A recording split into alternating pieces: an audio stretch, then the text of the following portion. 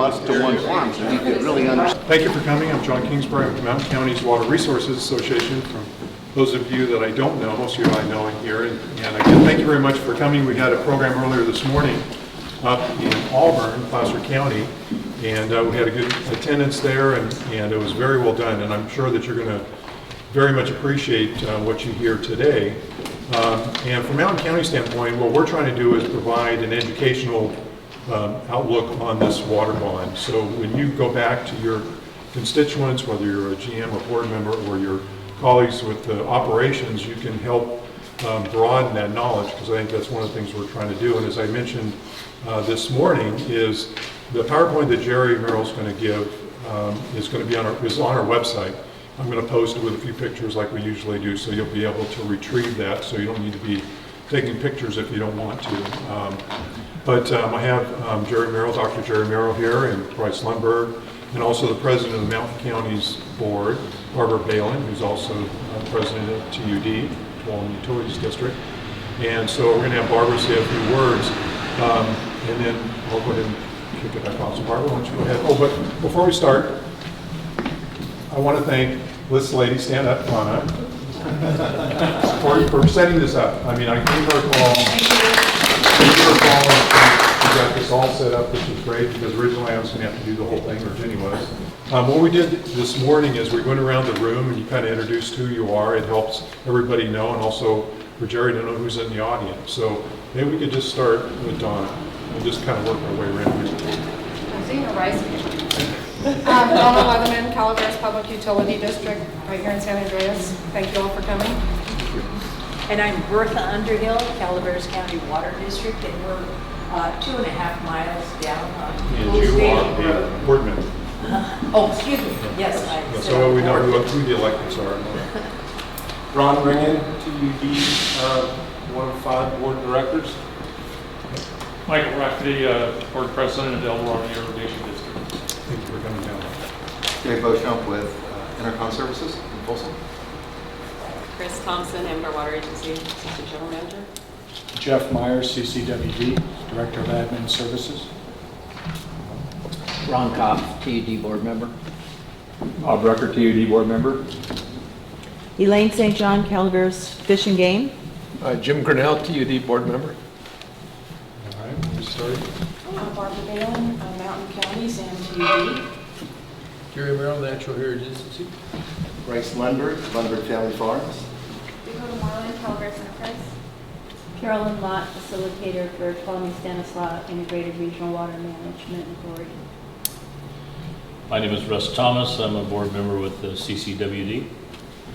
Benjamin Stopper, CCWD employee operator, water treatment, wastewater treatment.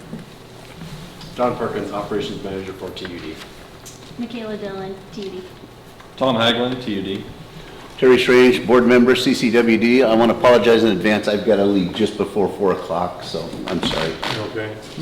And the guy with the ears on and back? Gene Bailey, Central Valley Business Time, Stockton. And I'm Jenny Borkowski with Mountain Counties with John. Part of Mountain County's mission is to protect our source water and our water rights, and this is just one of the platforms, is our public education component. And oftentimes we see these propositions come, but our constituents don't really know the ins or outs, and so consistent with our mission is to be able to bring you the information and basically bring the people and the information together. So I know this will be a very informational session. Dr. Jerry Meral here has put together an amazing amount of projects or categories for projects, and so I know there's something in here for everyone. So at any rate, thank you, Jerry, for showing up and being here and explaining your bond. And we wanted to affectionately call it the Jerry Meral bond, but as Jerry explained, once it goes through some other hoops, it will get a number. So it doesn't have a number yet. All right. So welcome, Jerry.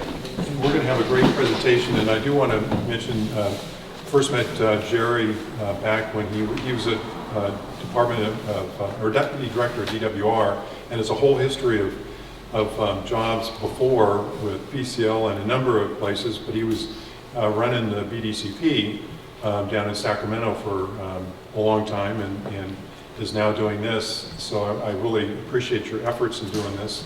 And then we also have Bryce Lundberg, who I said was a big-time rice grower, family farms. He has a lot of great stuff. But he's also was appointed to the State Board of Food and Ag, which is very important to everybody in this region and California as far as agriculture. And he's also the chairman of NACWA, which is Northern California Water Association, who we have a good relationship with. And so I really want to thank Bryce for showing up. He's going to give us the ag perspective, more of a local Northern California perspective, because NACWA, all of their growers have come out in support of this bond. And so we actually chatted on the airplane, and he says, John, let me know how I can help. So he's here and going to pick up the other end with Jerry, and then we'll have questions after they're all done, and we'll kind of go from there. So Jerry, thank you.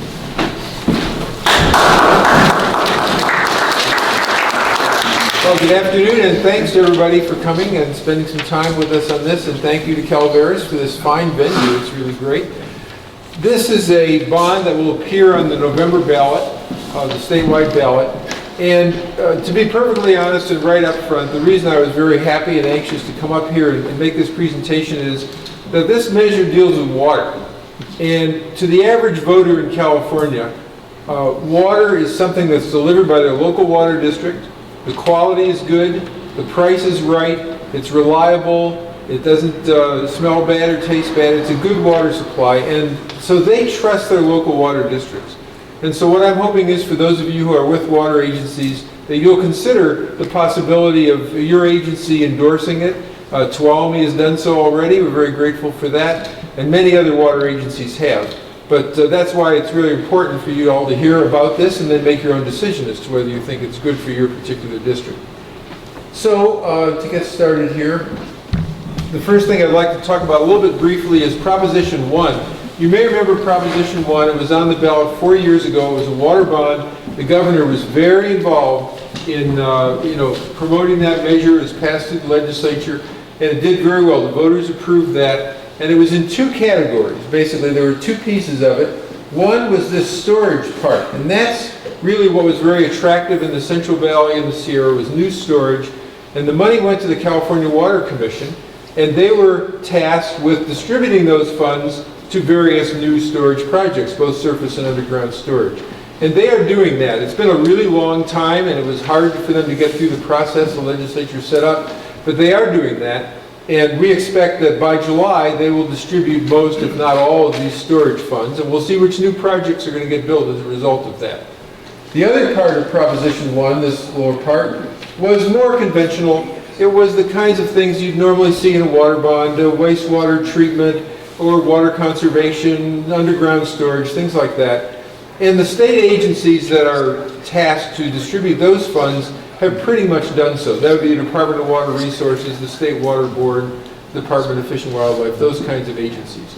So those funds are pretty depleted. By the end of next year, they'll pretty much be obligated to local districts like yourselves, and we'll be ready to move on. So that's really the origin of this bond, is to follow up with Proposition 1. There is another measure that you've probably heard of already. It's Proposition 68. That measure is on the June ballot, this coming June's ballot. And that measure is mostly a park bond. So if you have parks associated with your district, you'll be able to apply for park money.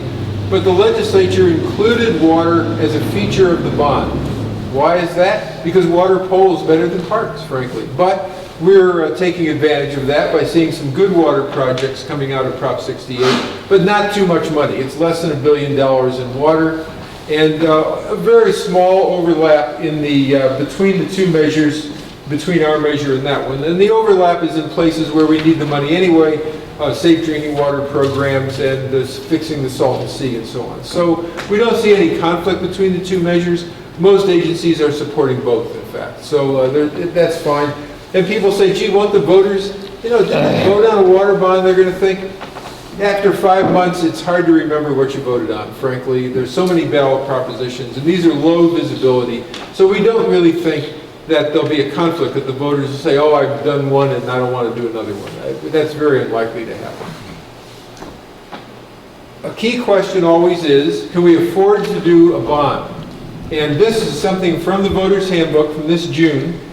And what it's measuring here is what percent of the state's general fund is spent on servicing bonds. These are general obligation bonds.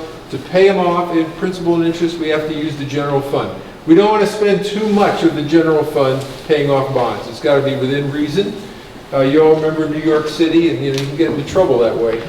Well, it's usually thought that you shouldn't spend more than about 6% of our general fund on servicing these bonds. Well, you notice we hit that at one point, but now we're fortunately down below 4%. And so the state really can't afford additional bonds, and our bonds are rated very highly. So the market believes that we're going to repay them, and we get a low interest rate as a result of that. So I'd like to talk a little bit about the Sierra and the Sierra foothills and the problems we've got with our watersheds. And this is a site that's familiar to everybody, unfortunately now with the fires we've had from Shasta County all the way down to the Sierra. And these are damaging our watersheds and our forests, obviously. And not only that, they damage property, needless to say. So the fire situation has changed so much over the last 20 or 30 years from these small localized things to these enormous things like the rim fire. And it isn't just the watersheds that are damaged. The quality of the water coming out, this is from the Tuolumne, the quality of the water coming out after a fire for years is really damaged. Plus, of course, we have problems with overgrowth. So we get these kind of forests, which you're all familiar with, where we have tremendous growth right after the fire. And UC Merced's done a lot of studies and showed that these are overusing our water supply. We're not getting the water out of the watershed we should because these dense forests just suck up the water and use it up. So we have ways to deal with that. Fortunately, we've got technology that works to thin those forests and chipping and so on, and you end up with a much more open, beautiful and more productive forest, and the trees will grow up much larger. So we know how to fix those things. We also have, here's an example of getting ready to burn the wood piles after they did the restoration. And we also know how to restore our mountain meadows. We have a lot of really degraded meadows like this that's just really a ditch, and the water runs off in the spring, it's gone, doesn't recharge the groundwater, and instead when you restore it you get this more meandering stream with better productivity for the ecology, but also better if you're a downstream water user. You want the water to come off very slowly all summer long, not in a big rush in the winter. So these are techniques that we know how to do. All we need is money. We just have to have money to pay for them. And this bond is very dedicated to including funds for that purpose. So I want to talk a little bit about why this bond really does have benefits for the Sierra and the Sierra foothills. And as I mentioned, we know how to fix these watersheds. We need to do post-fire treatment. That's for safety, it's for the environment, it's for water supply. So the bond includes $100 million split between CAL FIRE and the Sierra Nevada Conservancy to do post-fire restoration. And I think this may be one of the reasons why the Regional Council of Rural Counties, that your counties all belong to, have endorsed this measure, which is quite rare for them to endorse a bond act. Another allocation is $200 million for the Sierra Nevada Conservancy, and that includes dead tree removal and fire preparation. And that's the largest allocation the Sierra Nevada Conservancy has ever had. And also, we're making the funds eligible to be spent on federal lands. As the farther south you go in the Sierra, the less private lands you have and the more federal lands. And we have to recognize those are part of California. They're our watershed. And so just saying the feds should fix it, we know they're not going to fix it. So we do allow it. We don't require it, but we do allow the funds to be spent on federal lands. Then here's another category that's really important, I think, from an ethical point of view and also from the point of view of local communities, and that's safe drinking water. The agency is represented here. You're delivering a great product. I'm sure it's perfectly safe and healthy and undoubtedly very good tasting. But we know that there are hundreds of communities in California that do not have an adequate or safe drinking water supply, or that they have very bad wastewater treatment that contaminates the supply. We've got to fix that. We can't have a 21st century society with people who don't have adequate water, or even any water. There are communities with no water supply at all. So this allocation, $750 million, goes to rural, small, and disadvantaged communities to get them a safe drinking water supply. The Central Valley Flood Plan, which doesn't affect the foothills so much, but especially down in the valley, just approved by the Central Valley Flood Board after years of work, time to start funding that. So we include $150 million to start funding that very worthwhile program. Tahoe isn't very far from here, and Tahoe needs a lot of work, a lot of stormwater management, sediment control, and so on. So we do have $100 million for Lake Tahoe. Someone here from IRWM, and this is interesting. The legislature decided not to fund IRWM at all, which is maybe a questionable decision. We were very heavily lobbied by the IRWM coalition, Lisa Renton, I'm sure you know, and so we said let's include funding for the coordinators to keep up their very good work in coordinating the IRWM management agencies. And then we did a lot of funding for programs that the IRWM participants could use. So hopefully we're going to continue that program. Many of you are familiar with resource conservation districts, I'm sure. They do wonderful work in terms of watershed restoration. And we included $60 million for their programs of RCD programs in the agricultural land protection program. Then this is a subject that not a lot of people are aware of, weed reduction. California loses about 1 million acre-feet of water a year to weeds that are intensive water users. Arundo, tamarisk, yellow star thistle, a lot of other weeds that use up way more water than what would be there otherwise. And so this allows for programs to control those weeds on a cooperative basis with local landowners. And this is something that we're getting a lot of interest from the ranching community because they especially have yellow star thistle. It's not so bad up here, but it's in other places. It's really No, it's pretty bad. Okay, there you go. All right. Well, we're going to try to help with that. Another program that's really critical is the implementation of the state's Sustainable Groundwater Management Act. I'm sure many of you are now in the GSAs that were formed to kind of implement that act.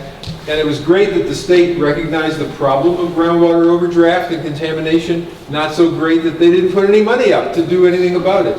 So we do have a pretty good allocation here of $640 million to implement the GSAs. And this will be a grant program. So if you're in a GSA and you have a plan that you've got to deal with your groundwater, you can apply to the state, and all this money will go to local agencies. There's so much that can be done, really, to improve our groundwater, spreading fields and distribution systems, and you're all familiar with that. We just need to implement these plans and not just talk about it. We used a definition of disadvantaged community, and this especially goes to the Safe Drinking Water Program, that was established by DWR, the Department of Water Resources, and that definition allows the communities in the Sierra foothills to be eligible for funding. There's another one that some of you may have heard of called EnviroScreen that really puts the money into the urbanized areas, and of course they need money, but so do the people up here, and so we used a definition that was a little broader and more generic and so allows more people to access the funds. A big concern is there's not a lot of property acquisition money in this thing. It's mostly restoration, but to the extent that a wildlife conservation board does acquire land, they have to give preference to people who pay property tax. What we don't want to do is have land acquired and then removed from the property tax rolls. So we give a bias or preference to agencies who do continue to pay property tax if there's a land acquisition. Now for communities of less than 100,000, we have two sort of extra benefits. One is that the cost share is reduced. And so recognize they often don't have the resources other communities do. The other is, this is often a big problem for local districts if they're small. They have trouble because the state says, hey, you build the project at your own funds and we'll pay you back later. This is the typical way the state operates. In this case, for small communities, we're saying they can get as-you-go funds. So if you need something, a project in 3 stages, you can get funding stage after stage without having to, apply for a refund later on. So that might be of some help. Finally, we said resource conservation districts could compete for all the various funds, all the watershed restoration funds that are inside the bond, because RCDs are usually very cost effective. I know our local one is, so we made them eligible for grants throughout the bond. This is something that's really important. The state has a certain habit of buying land and then not maintaining it, and it grows weeds and causes problems and so on. And so we included a provision that says that they have to operate it to prevent problems that might occur on neighboring land if lands are not properly managed. And this is something I think that's been overdue for a long time, and the state needs to recognize its responsibilities when they buy land. So those are some of the programs that might be of interest here, but I want to give you a little broader description of some of the items in the Bond Act, and we discuss some of these, but urban water conservation. Many of you here do serve urban areas, obviously, or urbanized areas, and so you'd be eligible for water conservation, fixing leaky pipes, lining canals, all that kind of stuff would be eligible. Agricultural water conservation within the delta drainage, that's probably more for the large farming districts down below, but that's who it's aimed at. Wastewater recycling, which is pretty universal now throughout the state. That's something I'm not sure if any of you are involved in, but you could be if you wanted to apply. There are a lot of salty water supplies inland in California, and you can go throughout the state. Alameda County, remarkably, Ventura County, certainly down in the desert areas, Salton Sea on the west side of the San Joaquin Valley. These are water supplies that we are not using, and we need those supplies, and so we think they are subject to being desalted and used for productive purpose. And frankly, this is happening a lot more than it used to. People are recognizing these are good water supplies. You just have to treat them, basically. Talk about Sigma and Oroville Dam. The federal government is helping us fix Oroville Dam, but the cost of fixing Oroville Dam is going to exceed $1 billion. And this federal government is FEMA providing some funding for that. State water contractors are providing some. But it's a flood control facility, and usually flood control means general fund is participating. And so we did include some funds, not nearly what it's going to take, but some funds to help fix Oroville Dam. The Franklin Canal runs from Fresno to Bakersfield, a huge area of land, over 1 million of the best farm acres in the world. During the drought, that canal subsided due to groundwater overdraft. It needs to be restored to get a full water supply to the southern part of the San Joaquin Valley.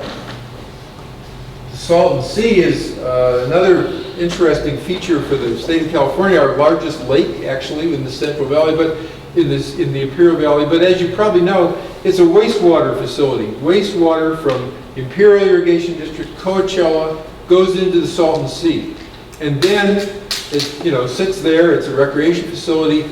But now they're conserving that wastewater, and so the sea is drying up, and it's going to cause a huge dust problem like we've never seen before unless something is done to treat the lake bed, compartmentalize the sea. This is half the money we need to do the initial phase of work down there, and the other half is provided by Prop 68, the one that's out in June. So we would fully fund the first steps of fixing the Salton Sea.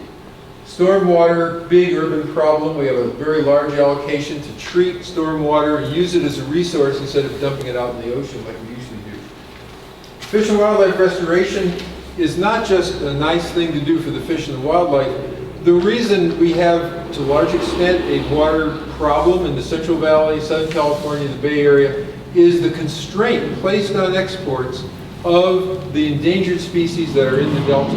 If we could provide habitat, Bryce is going to cover this a little more later on, but if we could provide habitat for those fish, we wouldn't necessarily need these huge outflows to provide them with water that frankly doesn't have enough food in it. So we're going to hold that one for Bryce, but it's really important.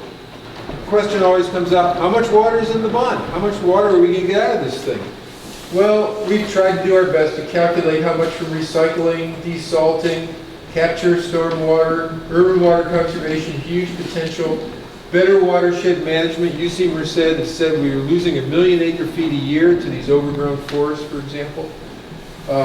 Fixing some flood control dams so they can be used for water supply, the Franklin Canal. We're pretty confident this is 1.5 million acre-feet of new water for California. And to put it in perspective, of course, that's enough for 3 million families. Or, you could do the math on the number of acres of irrigated agriculture. So it's a pretty good increase. I would dare say the largest single increase in water supply in any single measure we've had on the ballot previously. It's a lot of water. This is a green chart that shows how we've done when we've had water bonds on the ballot before.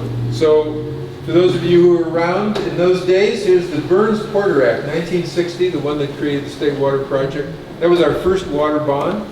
And we've had 21 water bonds, and the green ones passed. That bad boy there didn't. But anyway, all the other ones did.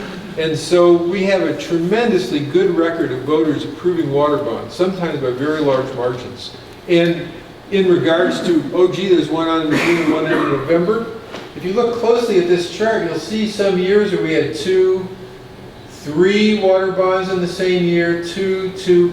The voters seem to feel, if I'm voting for one, I might as well vote for the other one. So every time there's been more than one on the ballot, they've always passed. So it hasn't been a problem for that. Now, how about the Central Valley and the foothills? How do you impact the state vote? Well, when there's something on the ballot for a water bond that isn't so great for the Central Valley, more coastal, then the Central Valley and the foothills don't vote well on that. So here, Prop 50 in 2002, it did pass, but here, 42% in the Central Valley, even lower up here in the foothills. Same thing with Prop 84, kind of okay in the state, not so good. Prop 1, that was the one with the storage in it that we just approved. Look at that, 67% statewide, and up here in the Central Valley, 65%. So it's important to have things in these bonds that people want to vote for. There's no point in bringing a bond up to the voters when it doesn't benefit them. They're not going to vote for it. And as we all know, these regions are more conservative when it comes to bonds, and you have to have something good to sell. As again, Prop 1 did really well. There was a measure in the Bay Area for flood control and Bay Area water restoration, and that got 70%. That was a property tax measure 2 years ago, so people were voting to tax themselves. It still got 70%. So we can see there's a voter inclination to vote for good water measures, and that's very important. The governor, no position yet. The candidates for governor, we're briefing them. We'll see in the end, those who survived the primary, I guess. We'll see how they do. But so far they seem inclined to support, but no commitment, so we'll see. How about the interest groups? You know, the voters listen to two things. What group do I belong to that think this is good or bad? And what does my local water district think? The water district thing is more important, but the groups are important, so here's some of them. The business community has been incredibly supportive of this.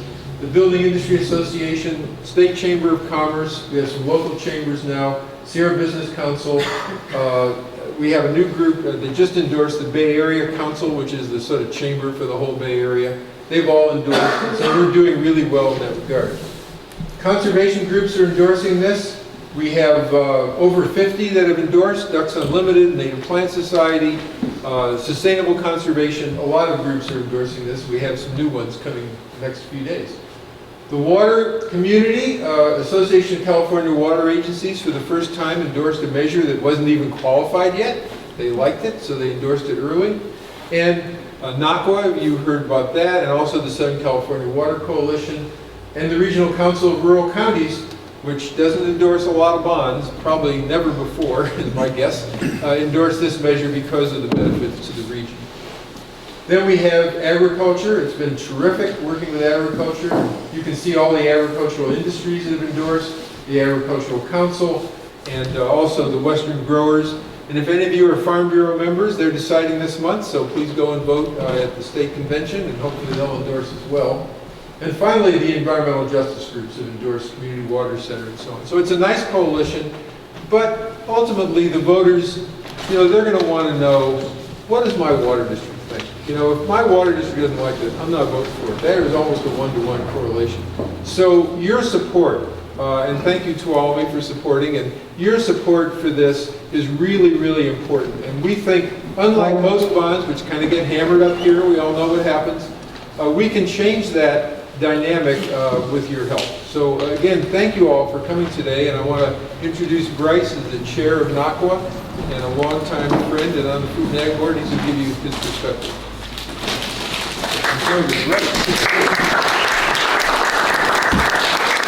Thank you, Jerry. Boy, it's a privilege to be traveling with Jerry today. What a great friend of... South Shingle Road. Yeah, well, that's right. We did come across on South Shingle Road. Boy, I've never been on that road before. We were in a pickup, though, a four-wheel drive pickup, which was great.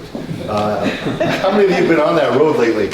Wow. We had to go through 2 real deep washes. It was really quite exciting. It kind of reminds me of that time we went on a hike up there, Jerry. But John and Jerry and I took a hike kind of through the forest there and came to this meadow. It was beautiful. And in the middle of that meadow was a hole. It was a pretty deep hole, as I remember, John. And Jerry took a pebble and threw it in and listened, and it never hit the bottom. It was before Sigma.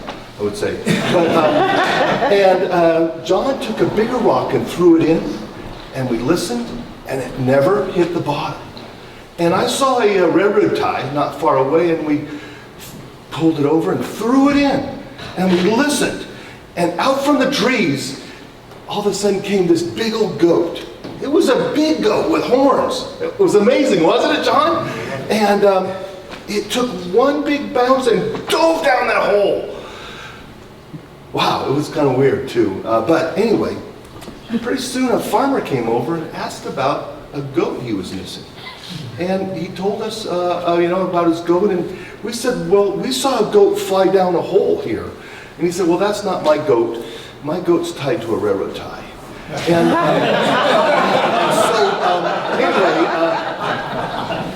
we saw one thing, and the farmer heard about the same thing, and we came to different conclusions. But I think I like that story just because in meetings like this, we could talk about maybe things and come to hopefully the same conclusion instead of a different conclusion. About a year ago, it was a little group smaller than this that Jerry came to talk to Northern California Water Association, a group of about 65 water agencies representing about 1.5 million acres of irrigated land down in the valley. And I'm thankful to be able to chair that group, and I think it's a really forward-thinking group. But my personal opinion at that time was, we have Prop 1, and as Jerry mentioned, we still have funds to release on Prop 1, and I wasn't sure I was ready to get on board with another bond.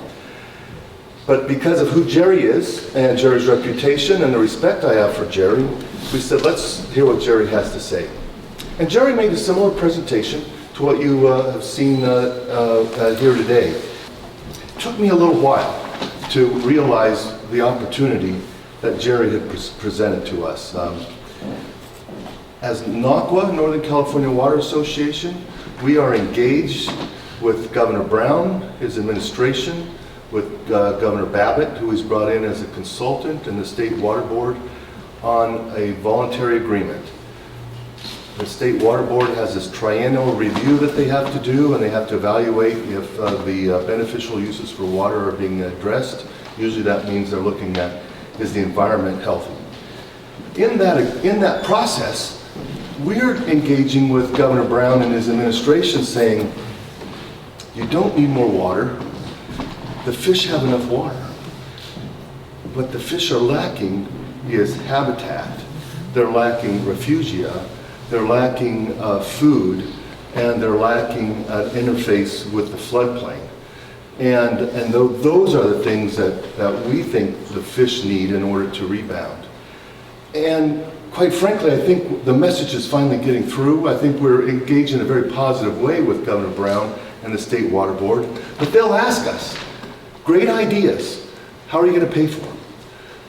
At NCWA, we have a salmon recovery program of 50 projects that we want to implement on the rivers.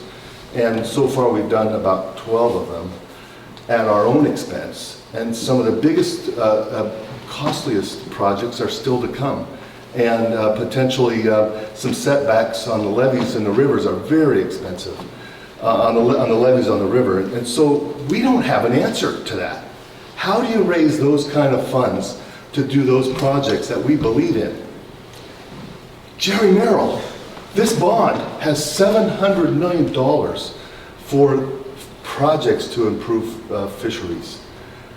It wasn't, okay, I'm not that smart of a math guy, but it was pretty easy for me to say, this is a bond that can solve those problems or address the challenges or the opportunities in saving and improving fish. I'm on the board of a water district called Western Canal Water District. It's about 60,000 acres in just south of Chico. It's mostly rice. 30,000 acres are on the west side of Butte Creek. 30,000 acres are on the east side of Butte Creek. Butte Creek runs right in the middle. How many of you know where Butte Creek is or are familiar with Butte Creek?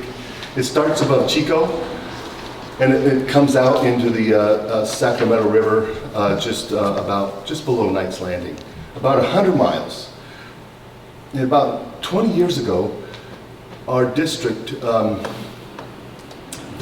fall run salmon on Butte Creek was going to get listed. And we said, you know, we right now, or at that time, we were putting a dam in Butte Creek to raise the river, or raise the creek, so we could put water in and take it out on the other side. We said, we can't do that anymore. We really need to get our operations out of Butte Creek. And so we raised $10 million to put a siphon underneath Butte Creek. And it came from urban California, came from our farmers, and then it came from Federal Fish and Wildlife. Before we put those projects in, well, the project was a big siphon to go under and taking out 4 dams, opening up 25 miles of Butte Creek. And it was about the same time farmers stopped burning and started flooding fields for decomposition. I guess what I'm getting to is, before we had those projects, about 250 fish returned annually up Butte Creek. After those projects, the average is 10,000. 10,000, from 250 fish to 10,000 fish. I mean, how often can you point to a project that has 40 years of data, 20 years before showing 250 fish coming back, 20 years after the projects, and 10,000 fish come back? How much more water was dedicated to that stream? 0. No farmer lost any water.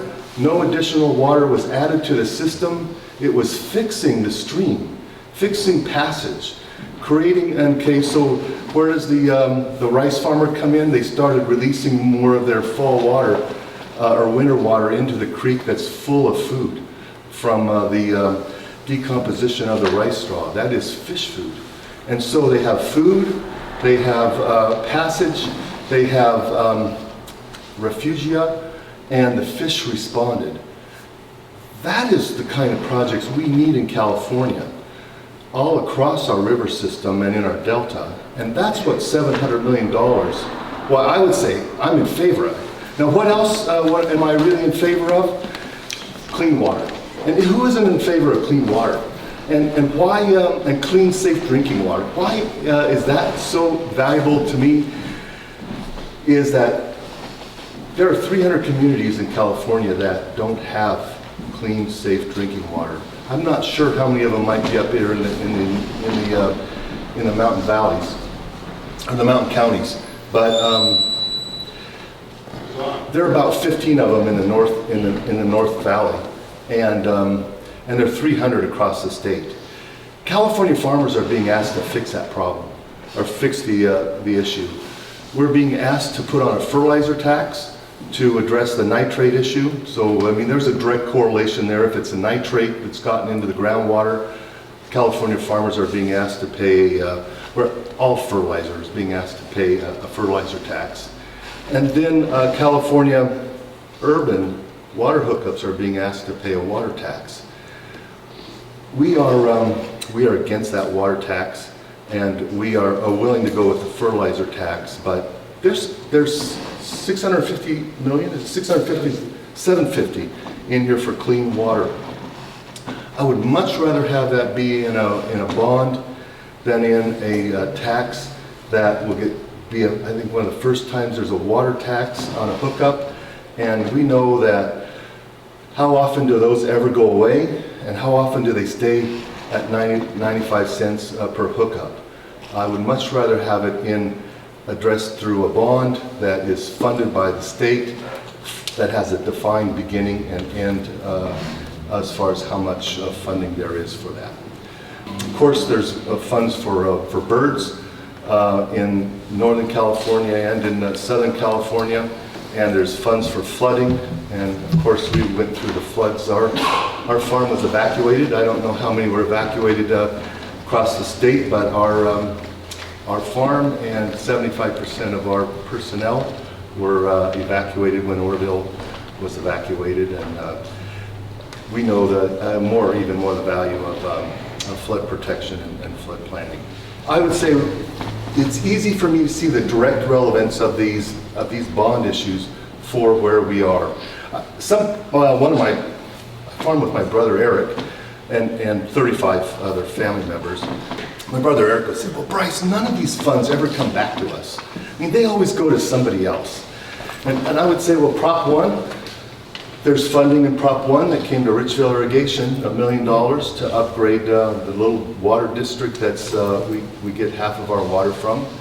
There's $50 million that came to Biggs West Gridley, a neighboring water district, to improve the flow of water to the Gray Lodge wildlife refuge. The funds from these bonds come back to our community. There's $200 million earmarked or designated for the Sierra Nevada Conservancy. I think maybe we'll speak to that later, but that's not a competitive situation. It's not like you have to go apply for it down in the Water Commission. It's earmarked for the Sierra Nevada Conservancy. Other thing I would just mention, it's great to do this with Jerry Meral. Now, Jerry and Meral and I come from different parts of the state. I'm in agriculture. I think I'm a conservationist as far as being an organic farmer and I think progressive farmer. But Jerry is a true conservationist, and he brings together urban, conservation, and agriculture. And you saw in his presentation about a third of the funding for the signatures and to qualify this has come from urban, conservation, and from agriculture. And he can bring a group together for this much more effectively than ag or rural can alone. I think ag and rural, we can't pass this. We need the urban, we need the conservation, and we need, well, the urban, right? I mean, how many rural votes can pass this? Finally, I would just say it's about relationships, and as I've gone out to raise funds for this, it's through groups like this, one-on-one, that we can move this along and make a difference. So I would ask for your consideration on this, and engage, please engage and ask questions and learn as much as you can about this. I never thought I would be out working on a water bond or getting a proposition qualified, but NACWA, we committed, we had no money in the pack for this. We agreed to raise $100,000, and we did. And it wasn't that hard once we started talking one-on-one about the value and the direct connection that this bond has to really everyone in California. For me, I was out talking to farmers, and I can connect the dots for them. They can't really connect the dots, though, reading a piece of paper. It does take one-on-one people who believe in it and go talk to their neighbors and other business people. So thank you for coming out and your willingness to listen to this today, and I appreciate any consideration you might make. By the way, I did bring some rice cakes, and there is no quid pro quo on those. That's not all I have. Thank you very much. Small, maybe it's a trailer park or something like that, these little water entities, basically that need to be connected to a larger system. But there's no money, and most of those are, let's call them failing or about to fail. Their infrastructure is terrible. Is there any money for bringing those into a larger system? Yes. If they have an inadequate water supply or a contaminated water supply or any similar problems, or they're failing, like you said, they can apply for this safe drinking water money that's in the bond, a total of $750 million for both water supply and treatment. And they can apply for that, and if they're a disadvantaged community, low income, they can get it without any cost sharing.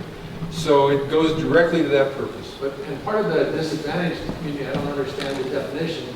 Let's say our water treatment plant serves a larger area than just that little, that's a little pocket of it. Can we get like a proportionate share? Yes. Because, you know. Right, it's the community you're serving that we're doing, not your whole service area, but just that little community you're trying to trailer park or whatever. So if they're considered, they don't have to be disadvantaged, but you get a better cost share deal if they are. And they can just measure that area rather than your whole service area. But then who would be the applicant? Is it that little trailer No, park? it would be your district. Because the district would apply to, and maybe it takes some transmission lines and all that to get that in there. That could be part of the... Yes, that's eligible. Thank you. Is that Jim? Yeah. So, Jim, you know, I only have one of these bags. That was going to be for the first question. Holy cow! It's got rice cakes in it? It does. And that's a little everything. Thank you so much. Appreciate it. Yeah, all right. That's good. Yes. Darn, I want to be first. If you only known. So this question is also for the CCWD members here as well. Going off of that question and your answer to that, what's the likelihood that the infrastructure that comes from this bond could lower cost of supply for rural districts, possibly CCWD? Some of these small little communities have really high water costs and really inadequate water. It's the worst combination because they have such a small customer base that they have to spread out their costs over a tiny little group of people, and they have really high costs. Quite often, if you can connect them up, especially with a grant as opposed to just a loan, if you can connect them up to a larger service area, that will lower their cost of water. But it even goes beyond that. Some of these tiny communities have almost no water at all, and they're living on bottled water. That's horrendously expensive. And so if you can connect them up, obviously their cost will be a lot less. And do you know roughly how many rural districts like that there are in the state? About 350 or something on that order, as I remember. It's on the Department of Water, it's on the State Water Resources Control website. They actually, I didn't even, we add one more thing I forgot. If you want to know more about this, go to our website, and it's waterbond.org. Believe it or not, that was available, and so just go to waterbond.org. The government code requires capacity fees and connection fees, okay? And let's say this little group that you're bringing in, is there a legal way to waive the capacity fees so that, because otherwise they have to pay their fair share of the value of the system, you know? I know what you mean. We do include, I'm trying to think of whether the capacity fees would be included in this. We include funds for the first few years of operation. And maybe you could capitalize those fees over that period of time. I don't know the exact answer to that, though, because no one's ever asked me, so it's a really good question. We didn't waive that government code section, so it's still in effect. But since it's a grant program, I would think it would be up to the local district whether to... See, the local district, in other words, all the other customers, they're saying, well, we paid our fair share, and so these people have to pay their fair share. And when you bring in, let's say, 100 new customers, it's a significant amount of money. Yeah, I totally understand. And that was like East Porterville, the classic example down in the San Joaquin Valley. They had to deal with that. Give me a card afterwards, and I'll get you an answer to that. It's a really good question. I don't know if it's within your discretion. It's not. You have to do it because of the government code. Let me find out. I have to find out. I'll probably have to find out from the State Water Board. I'll call you. Yeah, okay. Can you explain more about the Central Valley flood plan? Right. There's a board, it used to be called the Reclamation Board. Most people still remember it by that name, and now it's called the Central Valley Flood Board.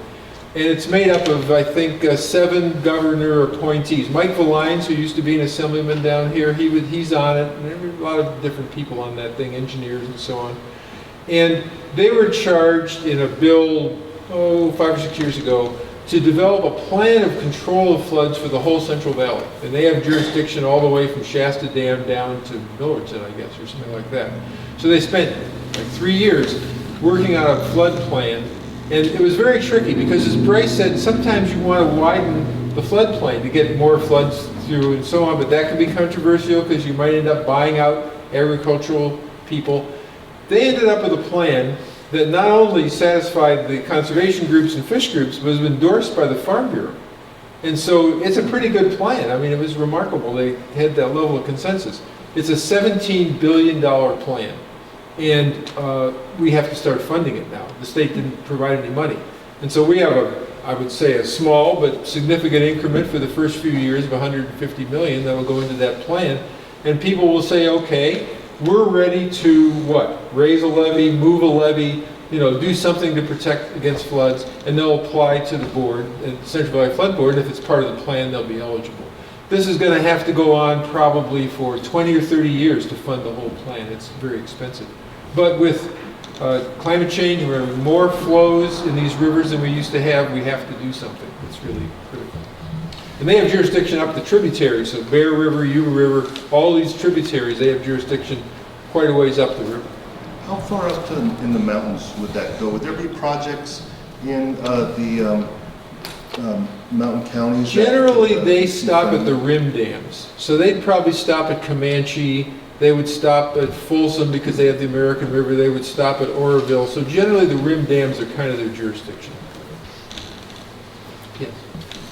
On the SB1 funds, kind of a two-part question is, you indicated that it, a lot of those should be sort of allocated next year. I mean, a lot of the articles you read, with the 10 projects that didn't, all got rejected, what's going to change to, get some of those funded? And then if this does get passed, are we going to be another 10, 12 years before any of those funds get allocated? Yeah, boy, have I heard this question a lot. The legislature, when they wrote Proposition 1, put in some bizarre, in my opinion, restrictions on the expenditure of the storage funds. The other funds in Prop 1 are pretty much going out the door, but the storage funds have not. And they said they could not, the Water Commission got the money, but they couldn't spend any of it until this year, which is amazing to me. Why would they do that? But they did. And so you can't entirely blame the commission for the slow rollout. But the scoring that you talked about, which was a staff, scoring of these projects, I think that was just a bargaining tactic to try to get more investment from the investors and sort of change the ratios of investment to get the benefit cost ratios higher. I met with the chair of the California Water Commission recently, and I can't speak for them, but I would be astonished if they didn't allocate most of those funds to really good projects in this July. I really think we're going to finish that off. Now, the question is this same bond going to be subject to those horrendous kind of bureaucratic delays? Well, this bond has some things going for it. The money in the whole bond does not go through the legislature. It goes directly to the Department of Water Resources, the Water Resources Control Board, the Flood Control Board, and so on, and they make the allocations at their own time. Whenever they're ready, they can make those allocations grants to local districts. And so we don't have to deal with the legislative appropriation process. The governor cannot change money from one category to another, neither can the legislature, so we don't have to worry about the Sierra Nevada Conservancy losing its money to the Santa Monica Mountains or something like that. And we told in the measure, we told the agencies, you have got to simply streamline your grant process and use your existing programs. We have a safe drinking water program that's allocating money at a pretty good pace at the State Water Board. Just use your existing regs and keep going. Don't reinvent the wheel. I think based on previous initiative bond measures, we'll see substantial amounts of money going out the door next year. This is not going to be a 5-year kind of slow expenditure program because we don't have to deal with those kind of bureaucratic regulations that the legislature put in the last one. So I hope so. Yeah. One of the things that kind of jumped off the screen up there was the inland desal opportunities. Yes. Within the jurisdiction of CCWD, we have an old gold mine that's almost 400 feet deep. Our studies have indicated that there's 13,000 acre-feet of water in there, but it has salts, not the least of which is a small concentration of arsenic. The adjacent property owners, which is about 180 properties, either have no water or very undependable wells or wells that have the same concentration of bad salts in it as this water source. I don't know whether 13,000 acre-feet is, if the economy of scale would justify spending any money on that. I certainly see it as a potential opportunity to treat the water, and nobody has any claim on it. So we're also involved in the groundwater recharge, so why not treat that water, send an appropriate amount to the adjacent property owners, but the rest of it down to the Central Valley to recharge. It sounds perfectly eligible to me from what you described. This is exactly why we included that program, to reclaim these salty, sort of unusable water sources. So when can we get the money? Well, you'll have to get in line because there'll be other districts who apply, but my guess is $400 million will go a long way. So I would think you'd be pretty eligible for it. Okay. Thank you. That's good. Yes. In the more detailed slide that you showed, you indicated $2,400 million for watershed restoration. I'm assuming that there's some subcategories in that. Is the SNC money in that category, or is that separate? And then Are any of these funds being divided by watershed, or is it all statewide competition? They're divided by watershed. So there's money for the San Joaquin River Conservancy, the Sierra Nevada Conservancy, and so on. So they are very much divided up by watershed. And the SMC money, do you mean The Sierra Nevada Conservancy? Oh, the Sierra Nevada Conservancy, yeah, I heard M. That money is only going to the Sierra Nevada Conservancy. It can't go anywhere else. $200 million for their general programs and $50 million for their fire recovery programs, and that's just to Sierra Nevada. So what is the watershed restoration funding? It's a lot of categories that especially include these other conservancies. So we have conservancies like the Bay Area Conservancy, Santa Monica's Conservancy, and to be perfectly honest, there are actually 100 categories of funding in this measure, all dealing with water. And if you go on the website, you'll see an Excel chart that actually lists each and every one with the amounts and what agency gets them. Great, so thank it's pretty subdivided. Yes. You said that control of this money will not be done by the state. Where will we be submitting our grants? The state agencies. So Okay. Department of Water Resources Control Board, Sierra Nevada Conservancy, the state agencies will have control over it. So, Jerry, on the Sierra Nevada Conservancy funds, when they're called for, could I haven't asked you this question before, so I don't want to be causing you trouble, but could the agency that's controlling those say, well, we want to see better projects? Could they say, as requests come in and they're projects that the Sierra Nevada Conservancy wants to fund, could they withhold funds because for various reasons, or once those requests start coming in and they meet certain requirements, they're obligated to start funding? Yes, they are obligated. They'll undoubtedly have a competitive process. I can't speak for the Sierra Nevada Conservancy and how they would spend their funds, but my guess is that they'll have some projects that they think are really important that they just want to do, which is fine. But mostly what they'll do is get applications from agencies that are represented here today and many others and say, we have a project that'll really help restore this meadow that's been degraded. We want to, and so they'll evaluate it and say, well, this meets the criteria that we have to produce better water quality and quantity. And then it'll be competitive because even with $200 million, there's a lot of good projects. But they'll have to use their own criteria to evaluate each one of them and make the awards. But they can't withhold funds. Sooner or later, and hopefully sooner, they'll have to spend all the money they get. Because Tuolumne Utilities District is in basically a watershed. There's a couple of tributaries, mostly to the Tuolumne River, but one to the Stanislaus River. We have drinking water, which is in a reservoir that the miners built, and we call it a lake, but it's still an impoundment. And we also have a lot of septics around it, just that's the way we grew. With that $750 million for water and wastewater in rural areas, could that be applied to perhaps getting those areas sewered? Yeah, that's specifically what the $250 million allocation specifically to deal with, especially in disadvantaged communities, getting the septic away from the water supply or any other impairments that affect wastewater going into the water. Without a match necessarily? It depends if they're disadvantaged communities, there would not be a match. It would be, I have a couple of questions, but the $750 million for safe drinking water and wastewater disposal for rural, small, and disadvantaged communities, that would include areas that had a low median household income also, and then Yes, that's right. Although they don't, in the safe drinking water category, they don't have to be low income. That's left open because we want to take care of everybody who doesn't have a good water supply. The cost share is waived if they're low income. Right. And then the flood mitigation projects you brought, those are for more of the rim reservoirs. Hogan was built as a flood mitigation reservoir, so below that we have Cosgrove Creek flowing into the Calaveras River, which runs through multiple communities and actually puts houses that have been built already into a flood mitigation zone. So that's something that could also help to address possibly. You have to look, probably is my answer, but I don't want to be sure about that. You have to look at the Central Valley flood board plan, which is on their website, I've and seen see if it's in their jurisdiction area. If it Okay. is, then it would be eligible. But it has Okay. to be within their area of jurisdiction. So not necessarily the FEMA maps, it would have to be No. the San Joaquin. The Central Valley Flood Board, and they usually, below Hogan, I think they would have jurisdiction, but I can't say for sure because I haven't looked, but I bet you they are.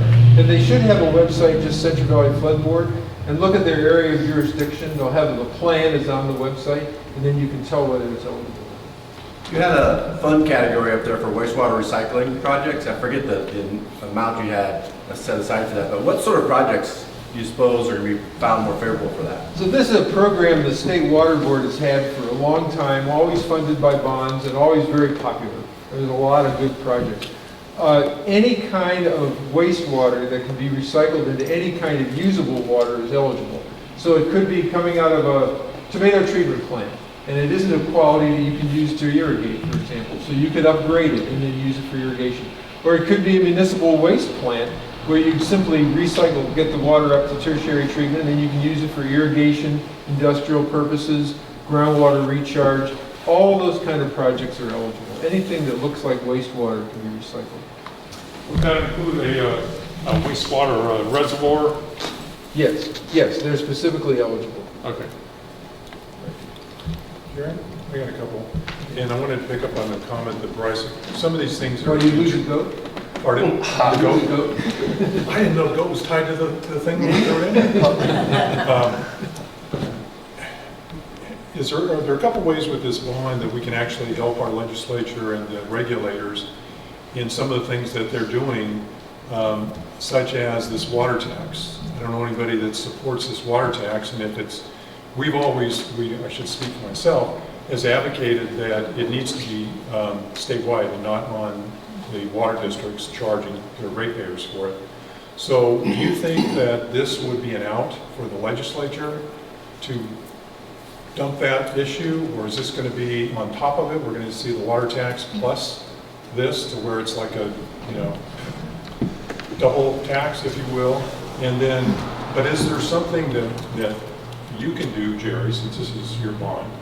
I'm just saying, is there something that you could do or that we could do to get the legislature to recognize here's another option rather than saying, oh, we're going to charge us 90 cents per connection per month. It's not going to go away. It's only going to increase. It's going to raise rates. It's going to cause boards to get unelected because they've raised rates and all that.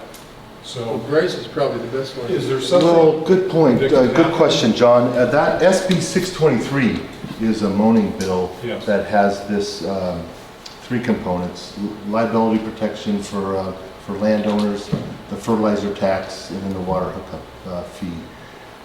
Agriculture is generally supported because they want the liability covered, protection. Right now, a lot of farmers are either sued or required by the regional water boards they're getting fines in relationship to groundwater quality of communities.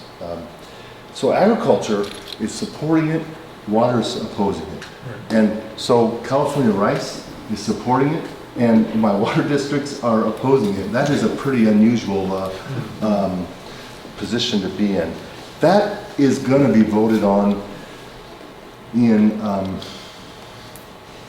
would say it's either going to have to pass or not pass by the end of the legislative session, right? So is that July 1st or right around that? Labor Day. And so this bond will be after that. And so here's my position on it.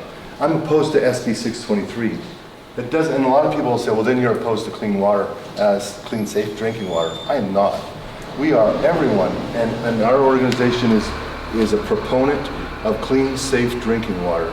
But we don't think it needs to be done through a water hookup fee.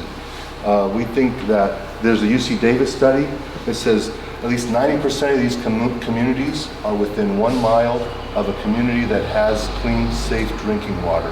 Let's use funds like these that are in this bond to hook those communities up. There is also a bill that's been promoted by Ana Caballero, AB 2050, and it will address the clean, safe drinking water as well, as far as requiring local jurisdictions to make these connections. and then utilize funds like this. So I would say my position is we're in favor of safe, clean drinking water. We're opposed to a water tax. And we think the water tax doesn't necessarily fix it, right? It doesn't give any sort of governance on how those taxes are going to be used. AB 2050 does, and this bond it has a lot of funds for capital improvement to connect up to those communities. And so I would say yes, it does make a nexus for me, but we have to vote SB 623 down and then say our alternative comes through this water bond. So I would think that'd be something that we'd probably be interested in. My next question, I think, is to you, Jerry, and on your chart with the saving the water and all these expenditures for the Delta, and it gets to Delta outflow, which is a concern, I think, for everyone in the state, because the state board doing what the state board does, they just want more flow to push the fish down faster out the bay without taking care of the habitat that's in there. So what likelihood in the water quality control plan, phase 1, 2, 3, 4, it's all in motion. If this bond gets to June and it goes on in November, what's the likelihood of the regulators saying, okay, kind of back off until we can make some of these improvements, rather than just wanting more water from the Sierra, which comes from up here, to go out to the bay, so we're all losing. And then after they make the improvements, the state's already pushed all this water out the system. Is there some vehicle there that we could actually convince the regulators to kind of hold up a little bit to, cart before the horse type thing, instead of just shipping more water out to the bay? Yeah, and if you're familiar, if you're talking to your colleague down in Modesto and Turlock and Oakdale and South San Joaquin, I'm sure you've heard this a lot, that they feel like they're being imposed on to dump all this water into the bay with maybe no real fish benefits. So we worked with the State Water Board and said, look, you've got to recognize that there's a need for both habitat and water, but as Bryce has quoted them as saying, they only have one knob, just turn the water up or down. They can't really impose habitat requirements, but they recognize that if we can do habitat, like out in the Delta, in the Yoho Bypass, where we're growing up these young fish and really having them very sturdy and then using the land for agriculture, if we can do programs like that, that habitat and the refugia and the other things Bryce described will improve fish populations. There's a lot of science to show that. And we included, directly to your question, in the bond, we have language saying the water board shall recognize the benefits of habitat as they set their flow requirements. So we drew a direct connection between the bond benefits and their outflow requirements. So we hope they'll pay attention to that. Is there any movement with any of the water districts that you're aware of that have actually come out and advocated that to, letters to the state board? Oh yeah. Something that, yeah. And we work with the water exporters, Metropolitan Water District, and Westlands and these other districts, because they really recognize the value of habitat. Some have invested their own money, a lot of it, into the habitat projects. So they are mostly going to be supporting this, I think, as we get qualified, because of that feature. I think that's a big part of it. By the way, I didn't give the status of the bond. We have collected all our signatures. We've turned them all in. 2 weeks from today, we expect the Secretary of State to show on their website that we're qualified. So we're not doubting that we're going to be on the ballot. Yeah. So on the section that was for the Irwin funding, could you kind of expand on that for us, please? I mean, who will be handling that money, and is that going to be some sort of competitive deal also, or I don't quite understand what how that's going to work. It starts at the Department of Water Resources, which has been the implementer of that, and it's for the coordinators, to pay the coordinators to continue their work. It's $5 million, and I suppose it'll be competitive to some extent, but it's enough to handle, I think, from what I know, at least a few years of work by the coordinators to continue their efforts, because it's for salaries, it's not really a capital outlay thing. But people will have to apply, the IRWMs will have to apply to DWR for a grant to support their coordinators and keep their work going. Great, thank you. Yes. Oh, yeah, go ahead.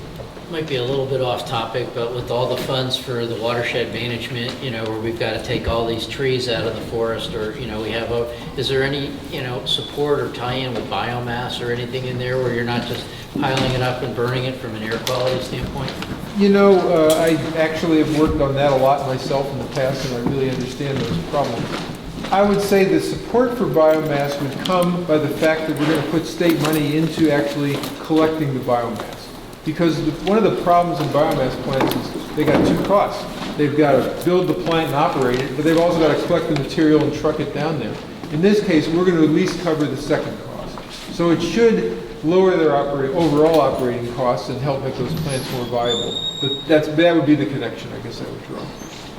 Yes? So, on this bond, I guess you're getting close to the finish line, but is it still possible to increase the dollar amounts in certain categories? In other words, I can see that we need a whole lot more money. We've got over 5,000 people that are on TUD water, but they're using a septic system, okay, which impacts our sewer plant, okay? So if we could get some of those hooked up, you know, that would be useful, but the money, I can see you're going to run through it awfully fast. Well, Proposition 68 that's going to be on the ballot in June does have $250 million more for safe drinking water, so the total is $1 billion.